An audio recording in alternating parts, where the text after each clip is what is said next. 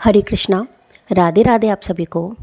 अगर आप शिव भक्त हैं तो आप इतना तो जानते ही हैं कि जो भगवान शिव का श्रृंगार है वो किससे पूर्ण होता है।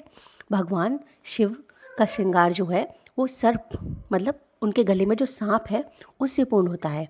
लेकिन इतने सारे पशु पक्षी होने के बावजूद भी शिव ने केवल सर्प को या सांप को ही अपना श्रृंगार क्यों बनाया। तो चलिए मैं बताती हूँ।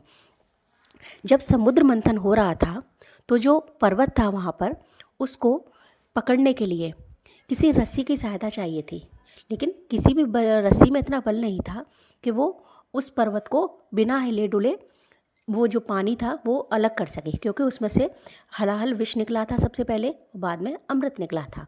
तो उस अमृत को निकालने के लिए, प्राप्त करने के लिए वो जो पर्वत था उसको बांधना ज़रूरी था।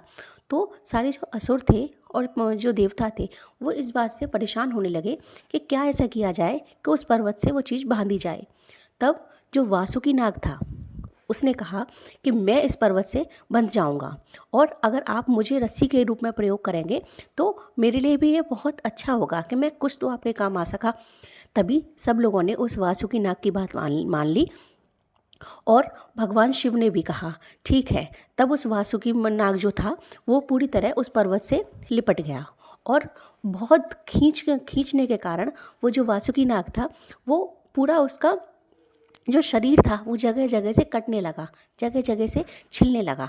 और जब उसमें से हलाहल विष निकला जो कि भगवान शिव ने पिया, जो उस विष के प्रभाव से जो वासुकी नाग था उसका जो शरीर था वो पूर्ण तरह जलने लगा और वो दर्द से कराहने लगा, तड़पने लगा। लेकिन फिर भी उसने अपनी जो पकड़ थी वो ढीली नहीं की, और जब हलाहल विष निकल गया और जो वो भगवान शिव ने ग्रहण किया, उसके बाद जो अमृत निकला वो भी सब लोगों ने, देवता ने और असुरों ने ग्रहण किया। तब तक भी वो वासुकी नाग जो था वहाँ से लिपटा रहा था। उस वासुकी नाग की इतनी कठिन परीक्षा के कारण भगवान शिव ने उससे कहा कि तुमने हमारे लिए जो किया है वो शायद तुम्हारा जो बलिदान है वो कभी भूलने के लायक नहीं है, इसलिए तुम्हारे इस बलिदान को मैं अपने दिल में जगा दूंगा, और मेरे जहाँ मैं रहूँगा वहाँ पर तुमको भी पूजा जाएगा। इस बात से प्रसन्न होकर जो वासुकी नाग था बहुत खुश हुआ, और भगवान शिव ने उसको अपने गले में श्रृंगार के रूप में रखा। क्योंकि आज भी जहाँ भगवान शिव होते हैं वहाँ नाग की पूजा अवश्य की जाती है, इसलिए भगवान शिव ने उसको अपने हृदय से लगा लिया और उसको अपने गले में हमेशा हमेशा के लिए धारण कर लिया, और कहा कि तुम्हारा ये त्याग, तुम्हारा ये बलिदान जन्मों जन्मों तक जाना जाएगा, अर्थात जहाँ मेरी पूजा की जाएगी वहाँ तुमको भी पूजा जाएगा, और तुम्हारा बलिदान दुनिया में एक यादगार रहेगा।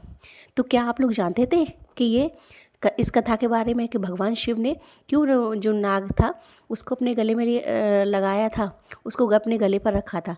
अगर मेरी वीडियोज़ अच्छी लगती हो तो मेरे चैनल को लाइक और सब्सक्राइब करिए। राधे राधे।